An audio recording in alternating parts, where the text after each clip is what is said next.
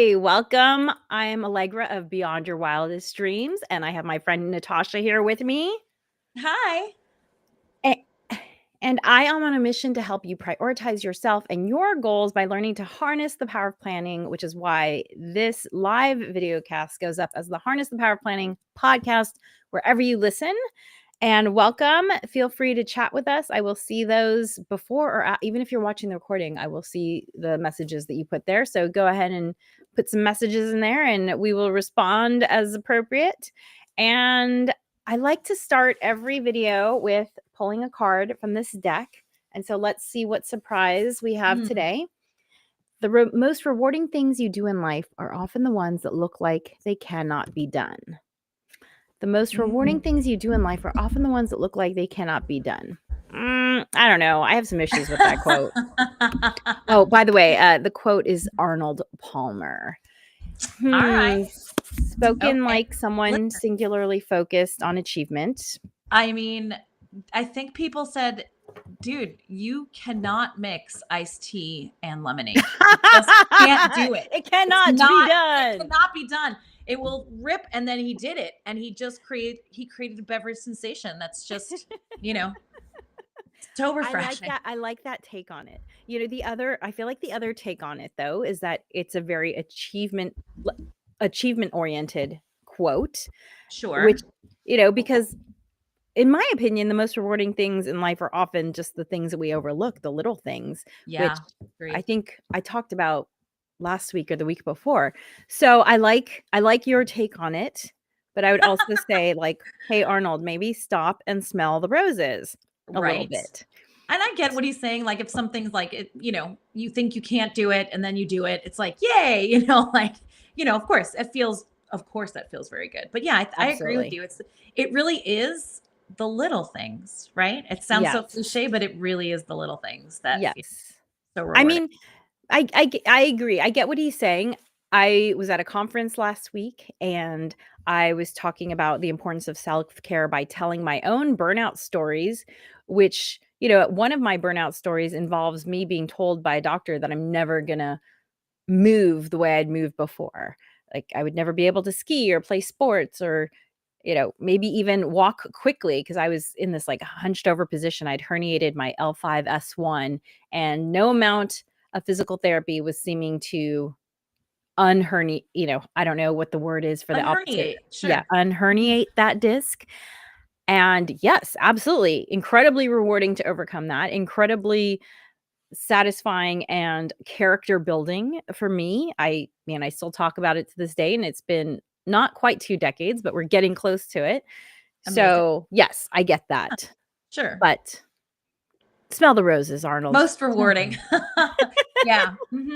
Right. If he had said the most character building, absolutely, I would have agreed with him there.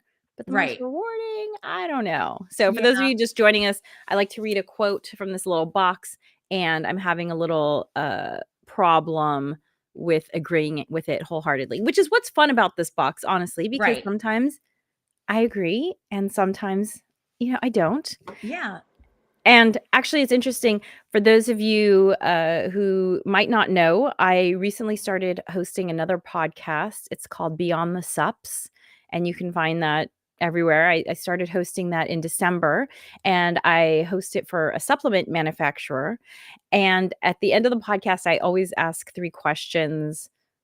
If you were a supplement, what would you be? If you were on a deserted island but had a lifetime supply, what one supplement would you take with you? And is there some fantasy supplement that doesn't exist that you'd want to exist? And it's always fascinating listening to people's thought process about why they would be a specific, like Natascha, if you were a supplement. I mean, my brain was going like, I don't know enough about supplements to know. But what great questions. Those are great, really wonderfully open-ended questions for especially what supplement would you be? Well, and the philosophy, the thinking, like one person said, lion's mane. I would be lion's mane. And I said, why would you be lion's mane? And he said, because mushrooms are a little mysterious and a little bit misunderstood, but they also adapt to exactly what you need. And I was like, wow, that was really philosophical. Ooh, I love it. Do you have a supplement you would you could say you were I would say vitamin D because it's the sunshine Oh, yeah. supplement, and it also affects mood, it affects immune system, it affects so many things, so I like to think that I, help people with those things. And hi, Carolyn, and hi, Sandwich. Happy birthday, Happy Sandwich. I birthday, think Sandwich. I do see the comment, so feel free to comment. And yeah, so I would be vitamin D. Okay, I love it. That's great. Yeah. So if you're into health and nutrition and supplements, check out Beyond the Sups wherever you get your podcast. And put in your comments, what supplement would you be? Yes. Yeah. And the why, because the why is what's really intriguing. Yeah, for sure. Yeah. You don't just say like, vitamin D, why? Yeah. Right? Yeah, it's much greater to have an answer, much better. So if you're joining us for the first time, you can think about it. Maybe next time you come on, you'll have an answer to the supplement question. If you're joining us for the first time, Natascha and I have actually co-written these 4 books. They're workbooks. They're really easy to go through, and these are all designed to help you prioritize yourself and your goals by harnessing the power of planning in in slightly different ways. They're all super short though, so you can get through them quickly. And as usual on the podcast today, we're going to talk about 2 things. In the first part of the podcast, we're going to talk about knowing your glimmers as a way to take care of yourself, as a form of self-care. And I'll get more into what are glimmers in just a moment. And then the second part of our podcast, we're going to talk about packing light. And let me tell you, I have been a chronic overpacker my entire life because I like to be prepared. Sure. I'm like, but I might need this and I might need that. Yeah. However, 2 years ago, I was forced to pack light, and I'll talk about that in part 2 of the podcast. And I do have a plan. I have a 4-page free printable for you to grab, and we'll talk about that in the second part of the podcast. So, yay! First part of the podcast. Love it. Glimmers. Glimmers. Yeah. So I love, talk to me. What is a glimmer?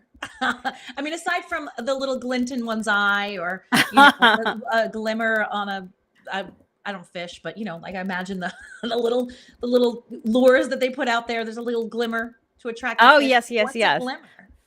So a glimmer is a term for in the positive psychology world for like the opposite of a trigger. So if a trigger is something that sets you off in a negative way, then a glimmer is a small act that brings you joy or peace. Like, for instance, I just got back from walking my dog, and the citrus blossoms are starting to bloom. And I love the scent of citrus blossoms. And every time I saw a citrus tree blossoming that I could smell without, trespassing on private property, I did so. And every time I did, I was just like, oh, I just love that. It just made me happy. Yeah. Right. Scents are so amazing. They can transport you. I think there's been research that like out of all the senses, it's able to really evoke or, bring you to a time and place and bring you to like specific feelings and memories more so than any other sense, apparently. It's true. It's true. Our vision is our strongest sense. It's our dominant sense as a species, but scent has this visceral memory component to it that just is transporting. And so I don't know why citrus blossom, but I love citrus blossom. Well, I feel so it makes me happy. Yeah.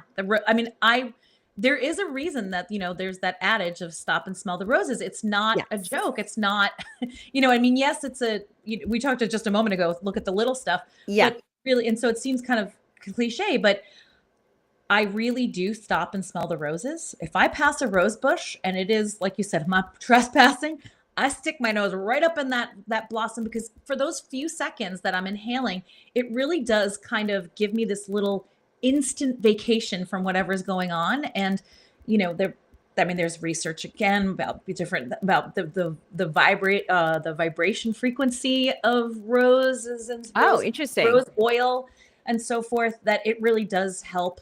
If you're into that kind of thing, raise your vibration is what I've read. So oh my gosh, I'm gonna have to look that up. Research. I don't know how accurate that is, but I can tell you from my own experience, I can be in a crappy mood and I can stick my face in a rose, and even if it's just for those few seconds, it does really feel like an uplift. It feels like a glimmer. I'm so glad you used that orange blossom as an example of what a glimmer could be. Because smelling roses for me is 100% that. Yeah, it's so itty bitty. And if you've listened to me speak before about meditation, meditation is something I struggle with. Now, I am good at being mindful in tasks, so I can wash the Mm, dishes mindfully. I can do that mindfully. But smelling a flower for me is probably the best form of meditation because mm, I don't know about you, but I always close my eyes, right? yeah. So I close my eyes, Yeah, yeah. and I am never more in that exact second than when I'm smelling a flower. It's just like all my focus. I just want to concentrate fully on everything that that orange blossom has to offer me.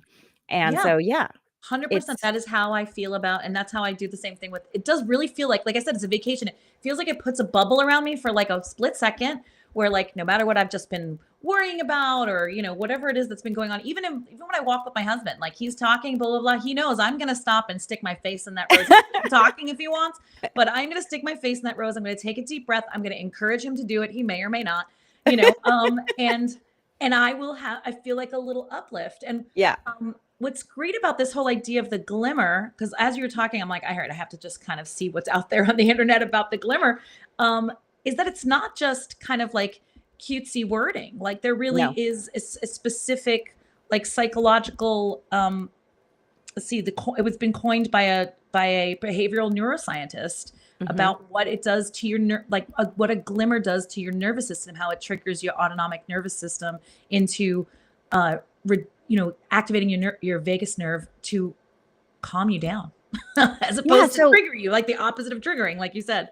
absolutely. So if you are able to grab a piece of paper and something to write with, write down 5 things that are itty bitty that bring you joy. I mean, this is such a great self-care tool to have Mhm. in your quiver.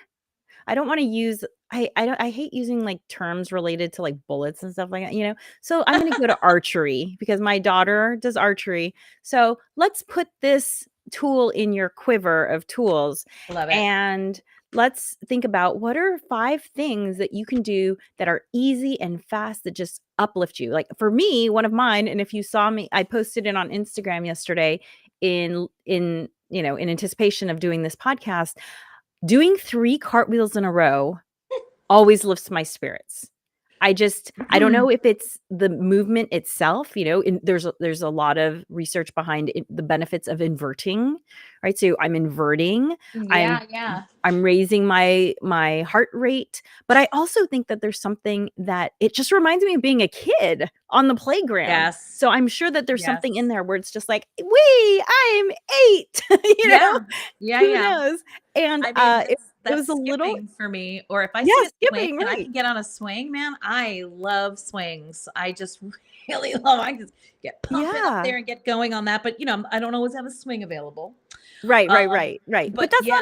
that's not a bad one. I mean, some of them are hard. No. Like, for me, Yeah, yeah. another one is napping in a hammock. I don't always have a hammock available, but it's one of the 5 for sure because I can get to a hammock relatively easily. So, I would Yeah. definitely add swing there. I mean, it's easy to go to a park and jump on a swing if you need to, you know? Yeah, if you need to, for sure, yeah. If you need a Mhm. swing, you can find one. Listen, you can find a swing, okay? Yeah. You can get yourself a swing if you need to. And it was What's funny, oh, sorry, go ahead. Well, I just wanna finish this one thought because I videotaped myself doing the cartwheels, which I've never done before, and I was like, "Oh, man, I need to work on my flexibility there," 'cause, like, I am not getting as straight as I thought I was getting, so it definitely Yes. made me aware of something I need to work on, but it Oh, just feels good and it's fun and easy to do. it's amazing how how we think we're looking when we do things like that, Yes. especially at this age. Yes. Somebody video Allegra and I have played soccer, never together though. Oh However, god. Oh, some no, of I these don't I these would days, so not wanna see that. one I know, seriously, and I just was like, I'm like, is that how I run? Like in my mind, I thought I was firing off. I was like, to get going, like, like once I get up to speed, it's fine, but I don't fire off like off the line like a Lamborghini. You know what I mean? Like it's Right, like brrr, right. like there's a so I was just yes. So I There's feel a you, girl. delay. Because in my mind, I was like, oh, I'm just top speed. No, no, no. It's so funny. So when you started describing what a glimmer was, excuse me, the first thing that came to mind was I've said this for decades now. It doesn't matter what mood I'm in. if I hear the beginning of the Simpsons theme song, it instantly puts me in a good mood. The Da, da, da, da, da, Simpsons. da, No, but da. just the first few notes, like the Simpsons. Okay. And Yeah, then yeah, yeah. into that because I'm just like, oh, here's 30 minutes of, I know I'm going to enjoy this. I just know Right. I'm going to enjoy. I've always loved The Simpsons. Even when they have a pretty not great episode, it still is delightful to me. And now, obviously you can jump on the streaming service. I can get on Disney Plus and watch any Simpsons episode I want for the last 20 something years. But yeah, there's just something about that. I've always said that it's like, no matter where I am, if I hear those notes, I'm like, oh, all right. I can take a break here for a few minutes and just watch The Simpsons and enjoy that. Yeah, It yeah. just instantly lifts my mood. So I'd love to hear if you have glimmers that you want to share with us. I'd love to hear your glimmers just to give you some more ideas. So mine are, smelling orange blossoms, doing 3 cartwheels, a hot bath, reading, Mm. especially if I'm really down, I'll read like my favorite book, which I don't Yeah. really reread a lot, but Yeah. this book is it's my glimmer. I'm like, I know that a few pages of this book is going to set me right. And I do that. And I love comedy. I can just Yeah. pull up I could just go on YouTube and pull up little clips of comedians that I love and watch that. But if I can see a live show, awesome. And here's a little secret. Maybe I shouldn't be saying this because maybe it'll change because I've said it to, all 12 of you listening right now. Open mics are usually free at comedy clubs Yeah. for people who aren't going up. So for a comedian like me who's working on some material, I have to pay to go up, but you could just sit there and you don't have to order any food or drink either because open mics aren't like that. So, Oh, if you want to get some comedy for free, check out open mics. Most of them are free if you're not going up. There you go. that is a great little tip. Thank you. So I'm just looking on this list here of other examples, and it's really simple stuff, right? Feeling the warmth of the sun, sensing the cool, salty ocean air, the smell of cut Mhm. grass, seeing a rainbow, sunlight sparkling on the water, smelling Mm. lavender, petting a dog or cat, which is a really Oh, yeah. very Yeah, well yeah, yeah. researched glimmer. Also, walking in grass or sand. Feeling that There's on your something feet. visceral about feeling that under your Yes. barefoot, Barefoot. specifically. Yeah, yeah, 100%. Yes. There is something so very much about that. Yeah. And that Mhm. makes me think of seeing fireflies because I get to Mm, see them in the summertime when I go back east. We don't have them here in Southern California. And that right. just instantly, just seeing that little glow coming up out of the grass as dusk is settling in. It's just yeah, there's such a contentment that I feel when I see that. It's, you know, um So yeah. there's another trick too about glimmers. So if you sat down and you wrote your 5 glimmers, Mm. guess what? Just reading them and thinking about them will actually give you some benefit, some Mm. uplifting benefit. Just Ah, thinking about the thing. fireflies, Isn't just thinking about sitting at the ocean and hearing the crash of the mm, waves and that sort of thing. So, like, you mhm. don't even have to actually do the things. You can just imagine doing them and get some benefit. And so, next time you're stressed out and feeling like, I need a vacation, but you can't because you're sitting at your computer and have 5 more hours on the clock. Think about your glimmers. They're just a great way to Mm. secure your mental health in that moment Isn't and it go amazing? on with the day. The human brain's amazing, right? Like, right? Just this idea of athletes just imagining the routine they're going to do, the Yes. run or whatever, and your muscles fire in those Mhm. exact ways. So that's really interesting, and of course, it makes total sense that if you really just give a moment to really think about your glimmer, how that has the same effect. Mhm. Amazing, amazing. Yeah, So that's glimmers, and that's my little nugget of self-care love it. today. Love it. Thanks for introducing glimmers to me. I Yes. love it. I'm so glad there's a counterpoint to triggers. Yeah. Hey, there's always a light side, right? Mhm. It's just like Mhm. the Force or duct tape. Ooh. So, I once saw some, like, sticker that was like, "Duct tape is like the Force. There's a light side and a dark side, and it holds the universe together." Okay, so part 2 of the podcast, we are talking about packing light and specifically me as an overpacker. packing light. And I did create this 4-page printable. You can go to tinyurl.com/BYWD pack light, or you can scan the QR code right there. And I include pictures too. So I not only talk about sort of the strategy of packing light, I include what I actually packed for a trip 2 years ago. I went to Europe for a month. I visited 3 different countries, and I don't even maybe a dozen cities. I was hiking. I was having fancy dinners. So I had to pack a range of clothes for 1 month. And because we were traveling so much, I could not waste time losing my luggage. And because there were 3 of us, and because they all charge for luggage, it was going to cost a minimum of $1,200 for us to check our bags on every flight that we were gonna take. So, yeah, so between the not wanting to lose my luggage and the $1,200, I said, "This is the trip that I am going to learn how to pack light." And the trip was in June, and I started planning for it in January.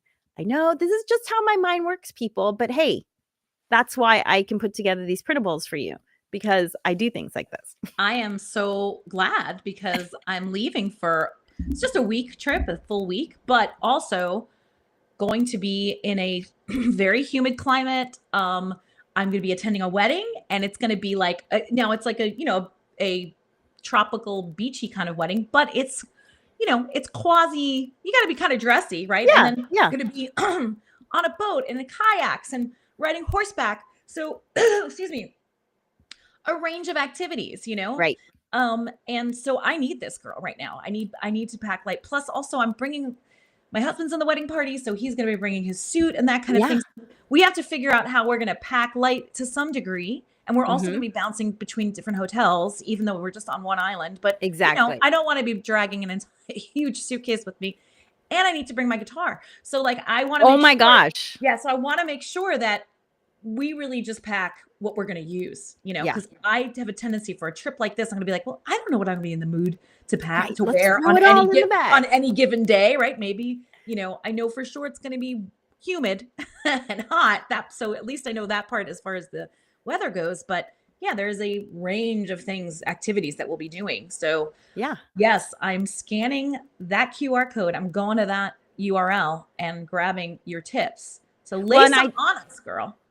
Well, and just to give you also some feedback. So my husband, my daughter, and I traveled. My husband has huge feet, and he had to pack a blazer for our fancy dinners, and he was still able to use the same piece of luggage that I used.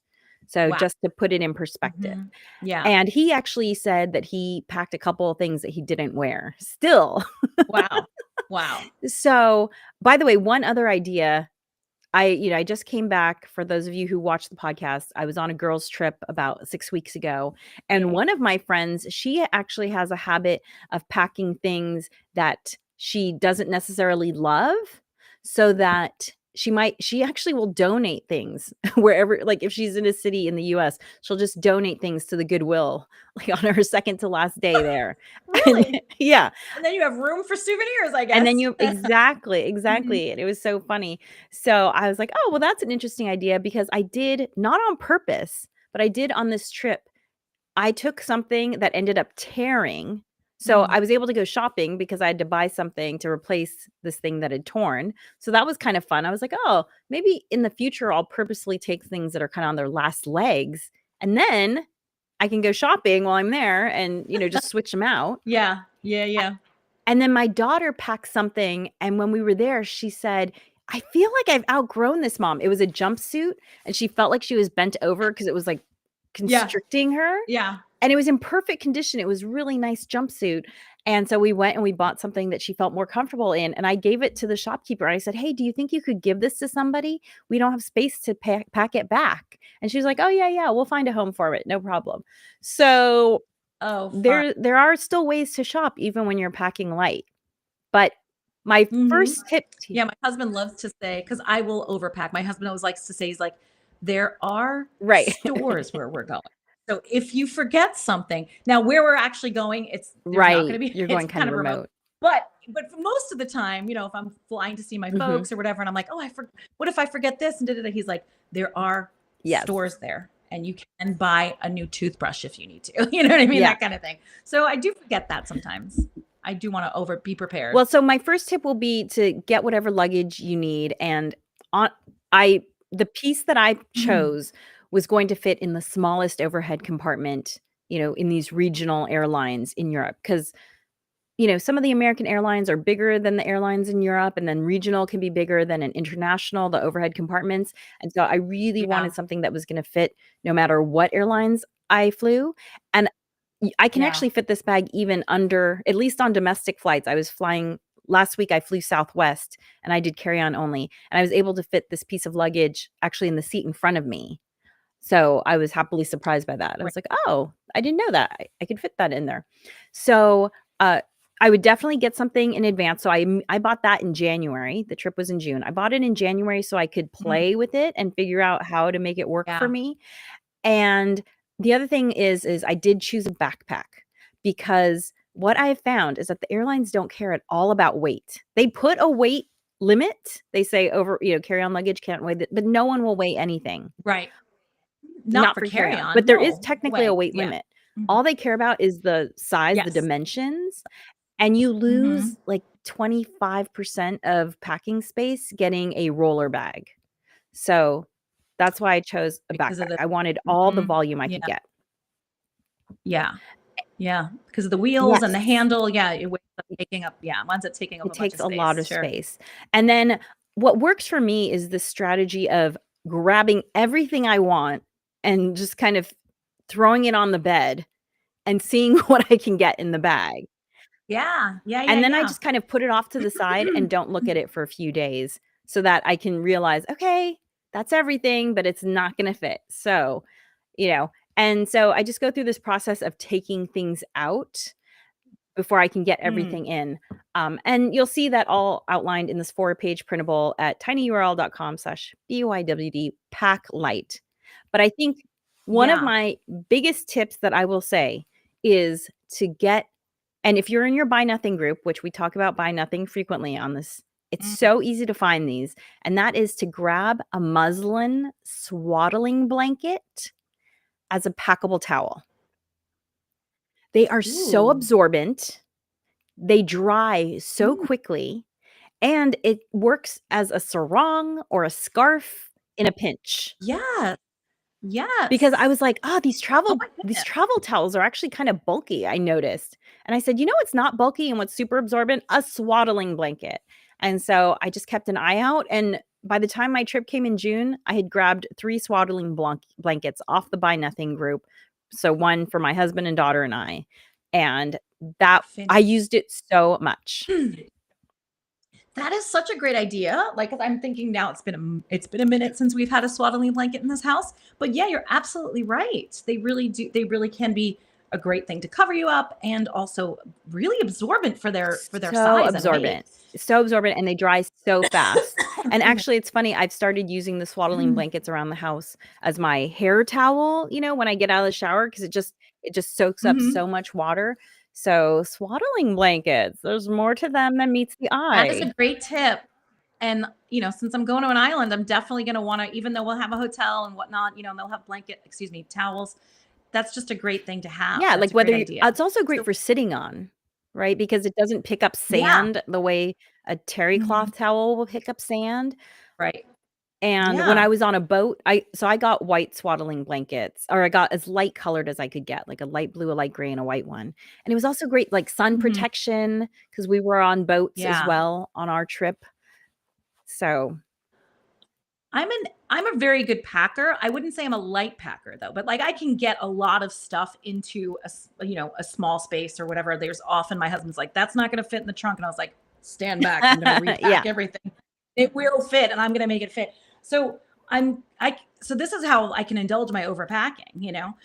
But would you say, excuse me, technique wise, are you more of like a roller and putting it in, or do you use packing cubes, or do you use a combination I of both? did rolling into packing cubes. And Yeah. the Excuse me. backpack that I purchased comes with packing cubes. So it was perfect. And I walk you through the packing cubes and how I pack them in the Printable at tinyurl.com/bywd pack light for those of you listening to the podcast. And yeah, so I roll and then use the packing cubes. And also, what materials you use makes a big difference too. I packed really light in terms of it was just this one bag, but I actually had quite a few articles of clothing because I brought a lot of silk because it was summer and Oh.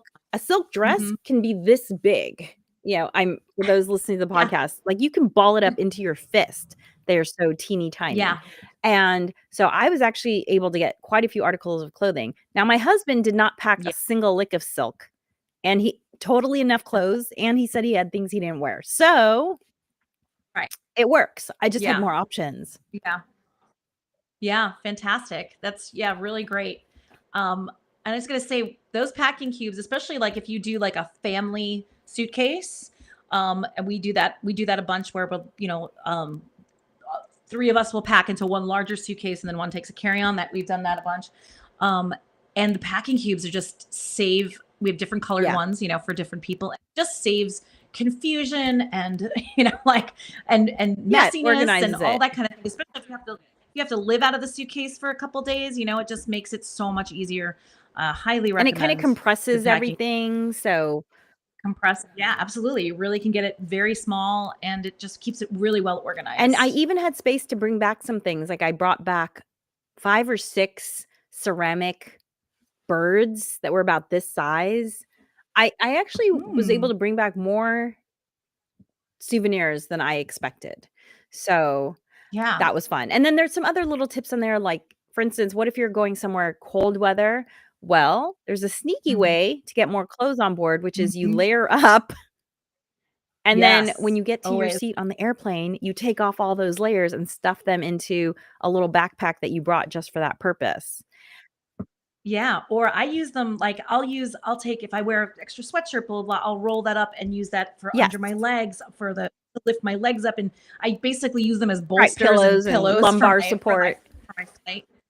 And for sure, if you have an expandable suitcase and you're wanting to bring back, souvenirs and so forth, definitely pack with that unexpanded so that you can expand later for, any other incidentals you want to bring back. Yeah. But you really want to pack with it not expanded so that you have more room We later. also took with us a duffel bag, a collapsible duffel bag, so it packed really small because in case there was something that we fell in love with, I did want to be able to bring it home, but we actually didn't end up using it.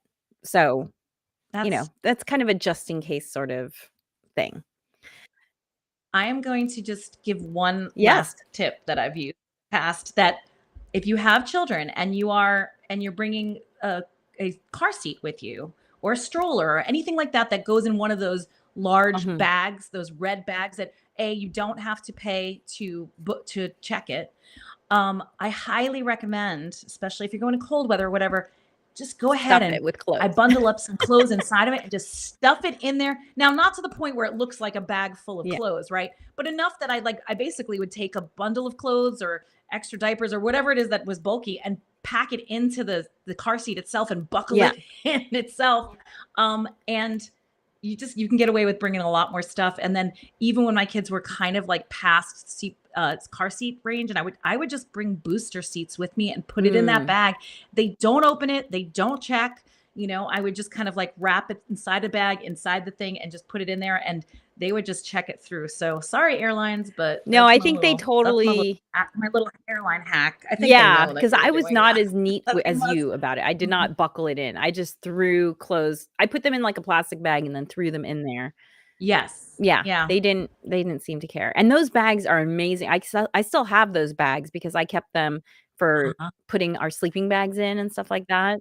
Oh yeah. They're huge. They're wish I had kept mine. That's smart. I think I gave it away. But yeah, that was great.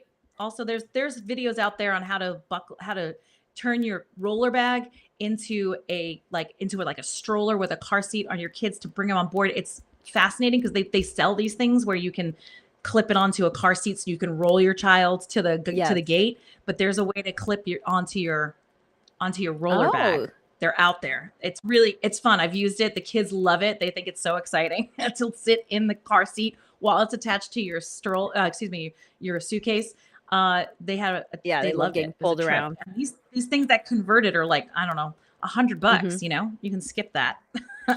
Anyway. Well, thank you so much for joining us today. And you can get that Packing Light Printable, the 4-page Packing Light Printable at tinyurl.com/BYWD Pack Light.